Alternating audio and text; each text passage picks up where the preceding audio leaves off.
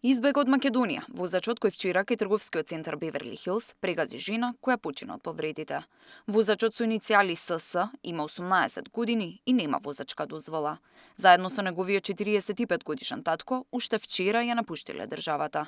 Жената ја прегазил со пасатот на неговиот татко, но избегале од Македонија со друг автомобил Мерцедес. Полицијата трагајќи по возилото, уапси 2 лица кои им помогнале да избегаат.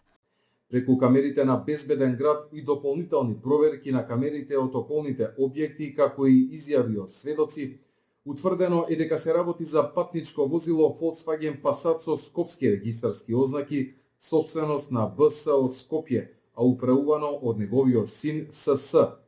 Возилото е пренајдено пред домот на собственикот, а тамо е затекнат СС, кој е приведен во полициска станица и со него е извршен службен разговор. Утврдено е дека возачот СС и неговиот татко БС со помош на ШП и АЈ од Скопје ја напуштиле државата во текот на вчерашниот ден. Полицијата распиша меѓународна потирница по 18-годишниот возач и неговиот татко. И двете возила, и Пасатот и Мерцедесот се пронајдени и се во полициска станица. Кривична пријава има за 4 лица, а против возачот и за тешки дела против безбедноста на луѓето и имотот во сообраќајот и за неукажување на помош на лица повредено во сообраќајна незгода.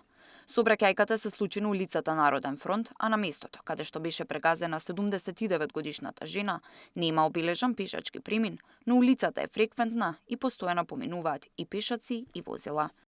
Иако се воведе SafeCity системот кој треба да ги заштити учесниците во сообраќајот, од почетоков на годинава има повеќе случаи на прегазени пешаци низ Македонија, од кои неколку завршија со смртни последици. Последната присуда за возачот кој го прегази Југослав Николовски на пешачката патека кај паркот на Франкофонијата и избега од местото беше 11 години затвор. Тамара Дичовска, Сител телевизија.